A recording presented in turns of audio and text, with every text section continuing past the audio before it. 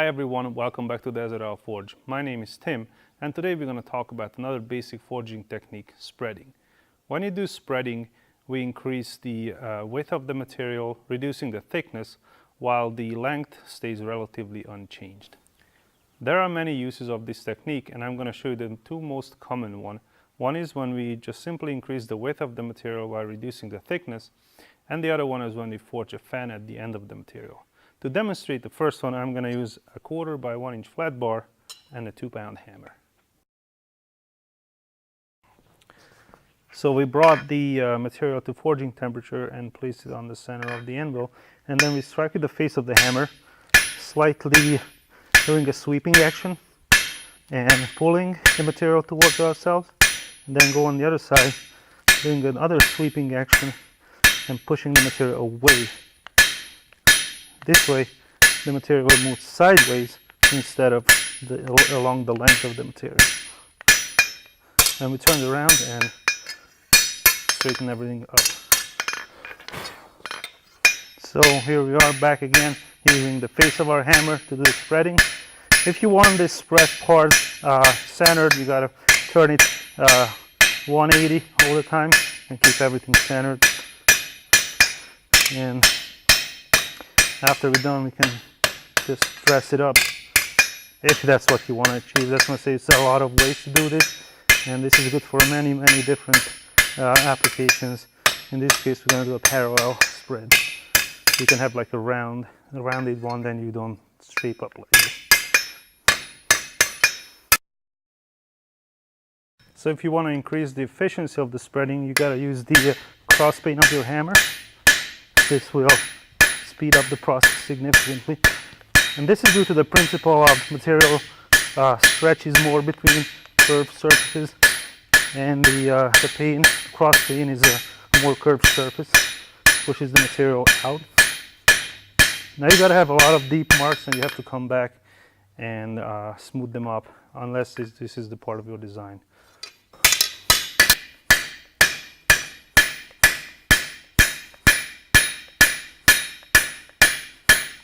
See how nicely it spreads out.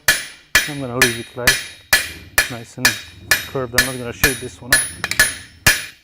So once you're happy with the size and the shape of your spread, you can just turn around the hammer and make it nice and smooth.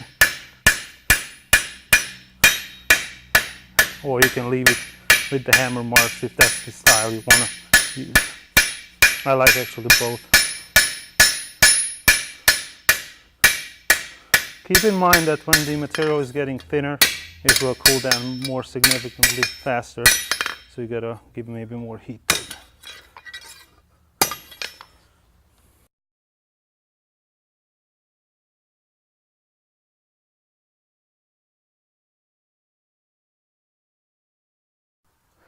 To demonstrate forging a fan, I'm going to use a 1/4 by 1 inch flat stock and a 2-pound hammer.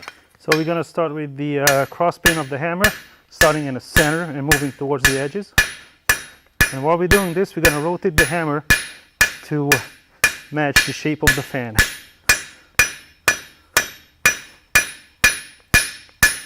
You can come in deeper if you want a larger, longer fan.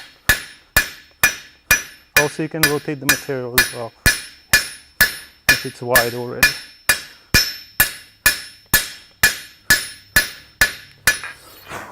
So once you reach the desired size and shape, you switch to the face of the hammer and smooth everything up. Or, as I said before, you can leave everything with the marks if that's the design you want to use. If you're not happy with the edge of the outside edge, you can come in with the hammer and make it nice and straight, smooth. And come back like that. And if you're not happy with the curve on the side, you can also shape that up with the hammer, the face of the hammer.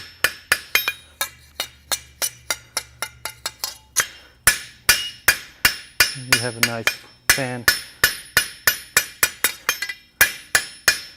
This can be used as a end of a fishtail scroll, or just a decorative element in a door hinge or anything like that.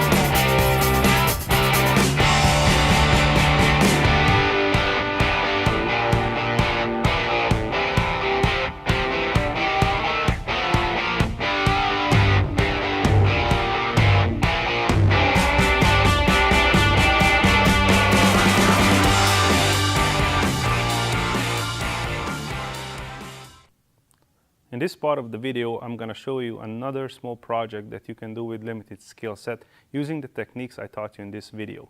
We're going to forge pickets with the fanned out end and arrange them in a panel just like we did in forging lesson number 1.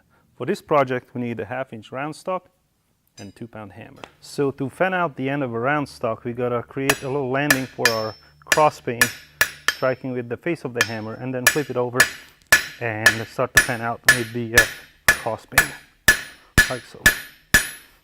Again, following the shape of the fan, rotate our hammer and spreading out sideways.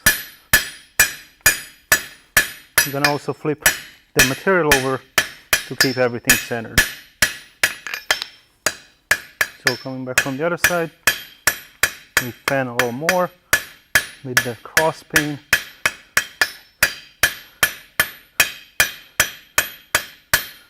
And then we smooth it out with the face of the hammer. Again, turning 180 to have everything nice and centered for this project. So after we forged our pickets, we can arrange them to form a panel like this. I used the 1/4 inch by 1 inch stock to form the rails. I drilled the holes at 4-inch centers, and I cut the pickets to alternating length. This fits this design very well. If you'd like to see a video about the other projects, there's going to be a link up here in the corner.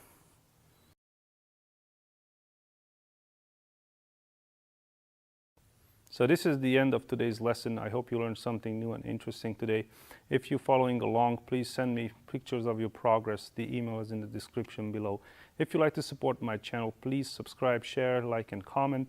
If you'd like to see my work, please visit my website, www.desertoilforge.com. Thanks for watching, and see you next time.